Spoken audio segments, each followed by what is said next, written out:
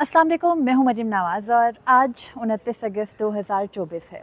गुज़िश्ता रोज़ हमने देखा कि chief justice of Pakistan justice Qazi फ़रीद ईसा ने तमाम हाई कोर्ट के जजेस को यानी चीफ़ जस्टिस को ख़त लिखा और उन्होंने एक अहम तरीन मामला जो कि हमारे हाई कोर्ट्स के अंदर जजेस की मतलूबा तादाद पूरी ना होने का मामला है, उसको टेकअप किया। और ये मामला टेकअप करना हर तरह से खुशाइन तो है, लेकिन टाइमिंग्स पर बात आती है। और टाइमिंग्स पर बात इसलिए आती है क्योंकि अगर हम पूरे मुल्क की अदलिया के अदाद-ओ-शुमार देखें तो उन अदाद-ओ-शुमार के को देखने के बाद ये टाइमिंग्स अहमियत का हामिल है। और ना सिर्फ ये टाइमिंग्स बल्कि एक ऐसा वक्त जब हुकूमत के पास सारे के सारे हरबे ख़त्म हो चुके हैं, नाकाम हो चुके हैं, वो आईनी तरमीम नहीं कर सके, वो अदलिया को कंट्रोल करने के लिए कुछ खातिर ख्वाह नहीं कर सके और जुडिशल पैकेज भी उनको आता दिखाई नहीं दे रहा किसी सीधे तरीके से। तो लग ये रहा है कि अब वो उंगली टेढ़ी करना शुरू हो गए हैं। मामला क्या है, अदाद-ओ-शुमार क्या कहते हैं, हमारे अदलिया में कितने किस जगह पर जजेस रिक्वायर्ड हैं और क्या सुप्रीम कोर्ट के अंदर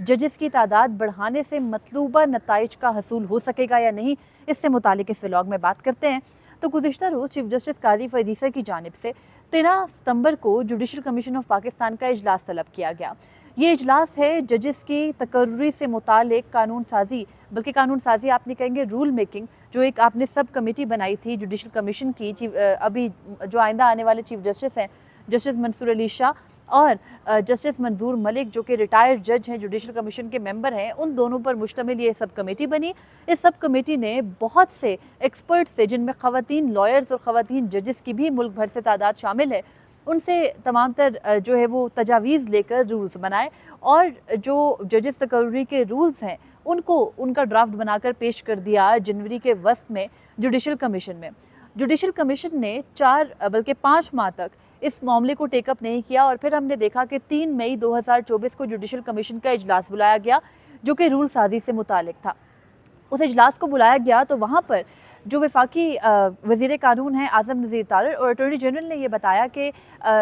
अदलिया हुकूमत ये चाहती है कि आर्टिकल 175A के अंदर आइनी तरमीम लाए और इसलिए ये जो रूल साजी है इसको रोक दिया जाए। और इसी वजह से जब ये उन्होंने कहा तो इस मामले के बाद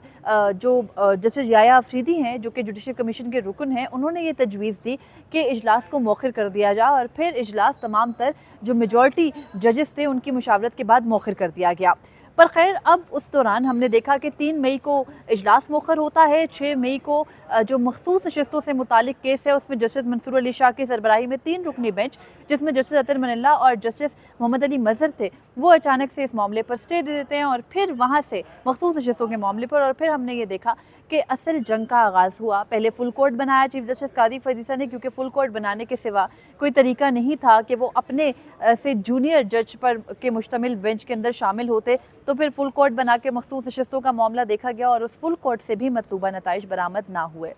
उसके बाद 12 जुलाई का फैसला आया और 12 जुलाई के फैसले के बाद पार्लियामेंट के अंदर पहले मुस्लिम लीग नून के रहनुमा बिलाल अजहर कियानी के ज़रिए एक प्राइवेट मेंबर बिल ला के मखसूस नशस्तों से मुतालिक रास्ता रोका गया, लेकिन उससे भी मतलूबा नताइज बरामद नहीं हुए। फिर इलेक्शन कमीशन के लिए एक रास्ता निकालने की कोशिश की गई, उनको बताया गया कि आपके तो कवानीन बदल गए हैं, लेकिन वहाँ से भी मतलूबा नताइज नहीं निकले। और उसके बाद अब जबकि चीफ जस्टिस काजी फ़रीद ईसा के रिटायरमेंट में सिर्फ 2 माह से भी कम का वक्त रह गया है, ऐसे वक्त पर उन्होंने जुडिशल कमीशन का इजलास बुलाया है। और ये इजलास उन्होंने सुप्रीम कोर्ट में गर्मियों की छुट्टियां बिल्कुल ख़त्म होने के बाद 13 सितंबर को बुलाया है। और इस ज़िम्मन में उन्होंने तमाम हाई कोर्ट के चीफ जस्टिस को ख़त लिखकर ये कहा है कि मैंने तो अपनी सुप्रीम कोर्ट में 17 जज पूरे कर लिए, आप भी अपने हाई कोर्ट्स के अंदर जजेस की तादाद को पूरा करने की कोशिश कीजिए और नाम तजवीज़ करें नए जजेस के लिए। अब यहाँ पर यह देखना ज़रूरी है कि क्या सुप्रीम कोर्ट के अंदर अभी एक नई कानून साजी भी लाई जा रही है जिसमें सुप्रीम कोर्ट के जजेस की तादाद एक सादा कानून साजी से बढ़ाई जा सकती है। और उसके लिए जो मौजूदा हुकूमती इत्तेहाद है उसी के रुकन बैरिस्टर दानियाल ने एक बिल कौमी असम्बली इजलास के एजेंडे में मौजूद है और कल पार्लियामेंट में पेश किया जाएगा। उस बिल के अंदर उन्होंने ये कहा है कि जो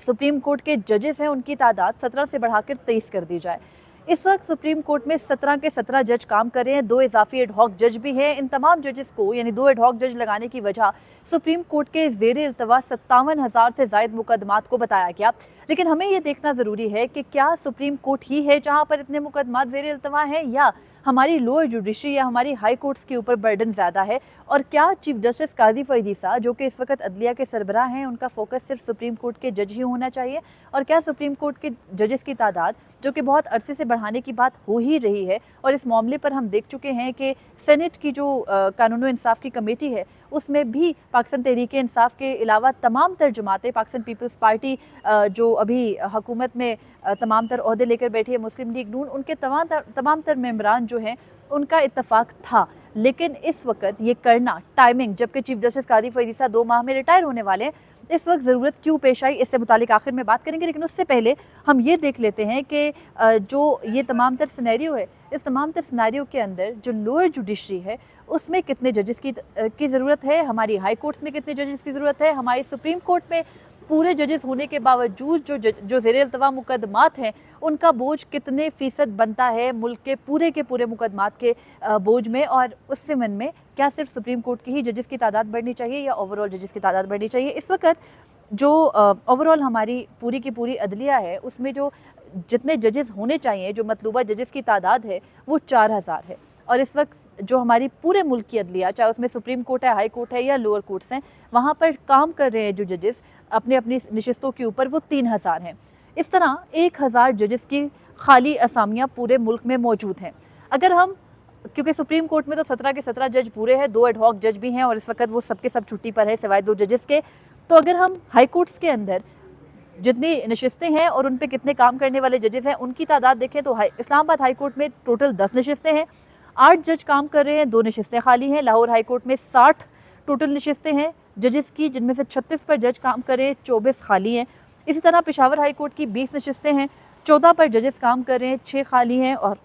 सिंध हाई कोर्ट के 40 टोटल नशिस्तें हैं, 29 पर जज तैनात हैं, 11 खाली हैं, और जो बलूचिस्तान हाई कोर्ट है उसमें टोटल 15 नशिस्तें हैं जजेस की, 11 पर जजेस काम कर रहे हैं और 4 नशिस्तें खाली हैं। और इस तरह मुल्क भर की तमाम हाई कोर्ट्स के अंदर 47 जजेस की नशिस्तें खाली हैं। और चीफ जस्टिस काजी फरीद ईसा ने जिस तरह से कि तमाम हाई कोर्ट के जजेस से, चीफ जस्टिस से नाम मांगे हैं, तो उससे लगता यह है कि वो अपने टेन्योर के इन जो मुबैना तौर पर आखिरी दिन है, जिनको अभी आखिरी दिन हतमी तौर पर नहीं कहा जा सकता, उनके अंदर 47 जज यहाँ जो हाई कोर्ट्स हैं उनके अंदर लगाने के ख्वाहिशमंद हैं। और उसके अलावा सुप्रीम कोर्ट में अगर जजेस की तादाद बढ़ जाती है तो फिर 6 जजेस सुप्रीम कोर्ट में भी चीफ जस्टिस काजी फरीद ईसा ही लगा सकेंगे। और हमने देखा कि पास्ट प्रैक्टिस हमेशा से ये रही है कि जाने वाले जजेस ये काम नहीं किया करते, पर खैर इसके अंदर कोई भी कानूनी या जो आईनी कदगन है वो नहीं है, चीफ जस्टिस ये कर सकते हैं। अब देखना यह है कि कितने केसेस कहाँ पेंडिंग हैं। मुल्क भर की अदलिया में इस वक्त जो पेंडिंग केसेस की तादाद है वो, उसमें से जो हमारी जो फेवरेबल बनती है सुप्रीम, जो 2% का बोझ है ज़ेर इल्तवा मुकदमात का, वो सुप्रीम कोर्ट पर है अगर हम 100% के हिसाब से देखें। इसी तरह 13 जो फ़ीसद है वो हमारी हाई कोर्ट्स पर उनका बोझ है, और जो 15% हाई कोर्ट्स पर बोझ है, और 83% लोअर जुडिशरी के मुकदमात, यानी मातहत अदलिया में आम आवाम के मुकदमात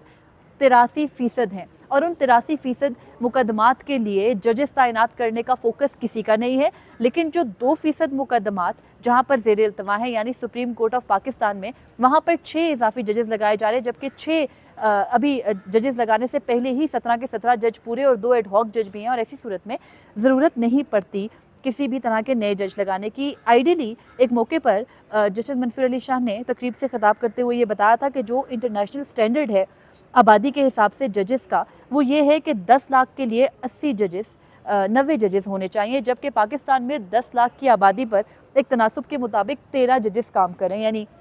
आप सिर्फ ये देखें कि एक एक जज के ऊपर कितने मुकदमात का बोझ है, और फिर वो कितने मुकदमात निपटा पाता है और कितने मुकदमात नहीं निपटा पाता, ये एक अलग बहस है। इस वक्त जो सबसे ज़्यादा रिफॉर्म्स मांग रही है वो हमारी लोअर जुडिशरी है, लेकिन हमारी हुकूमतों का फोकस और हमारे जो मौजूदा मुनसिफ़ आज़म हैं यानी चीफ जस्टिस काजी फरीद ईसा, उनका फोकस सिर्फ सुप्रीम कोर्ट ही क्यों है? क्योंकि सुप्रीम कोर्ट ही के फैसलों से हुकूमत को 2/3 अक्सरियत मिलने के कोई चांस हो सकते हैं। अगर पार्लियामेंट ये कानून साजी कर ले कि जो नज़रसानी का इख्तियार है उसमें जजेस ज़्यादा बैठ कर सुनेंगे जिन्होंने फैसला दिया है उनसे, तो फिर नए जजेस को इस्तेमाल करके, जिनके के बारे में हुकूमत ऑलरेडी कंसेंसस रखती है, सिर्फ बिल पेश होना मंजूर होना है, तो 23 जजेस हो जाने की सूरत में जो मखसूस नशस्तों वाला फुल कोर्ट था उसमें इजाफी जजेस बिठा के मतलूबा नताइज हासिल किए जा सकते हैं और किसी भी तरह जो मखसूस नशस्तों का फैसला है उसको टर्न बैक करके, उसको ख़त्म करके मौजूदा हुकूमत को जो 2/3 मेजॉरिटी है वो कौमी असम्बली में दी जा सकती है, ताकि वो बेशक चीफ जस्टिस कादी फरीद ईसा वो एक्सटेंशन लें ना लें, उनको एक्सटेंशन मिले ना मिले, आइंदा आने वाले चीफ जस्टिस के हाथ पैर बांधने के लिए और तमाम तर जो हमारी इस वक्त की अदलिया है उसके हाथ पैर बांधने के लिए एक मौसर कानून साजी पार्लियामेंट कर सके, क्योंकि मौजूदा हुकूमत अदलिया से नाखुश दिखाई देती है। तो ये तमाम तर वो अदाद-ओ-शुमार हैं जिनसे मुतालिक मैं बात करी थी और इन अदाद-ओ-शुमार को सामने रखते हुए ये साफ पता चलता है कि बदनीयती का बार बार जिक्र क्यों हो रहा है और बदनीयती या टाइमिंग्स जो है चीफ जस्टिस कादी फरीद ईसा की उन पर सवालात क्यों उठाए जा रहे हैं। आखिर वो अपने जाते टाइम पर ये जजेस लगाना क्यों चाहते हैं, इसका ये सिंपल डेटा से जो है वो हम अंदाज़ा लगा सकते हैं कि क्यों कर वो ये तमाम तर तब्दीलियाँ लाना चाह रहे हैं। अब तक के लिए इतना ही था, मुझे इजाज़त दीजिए। अल्लाह हाफ़िज़।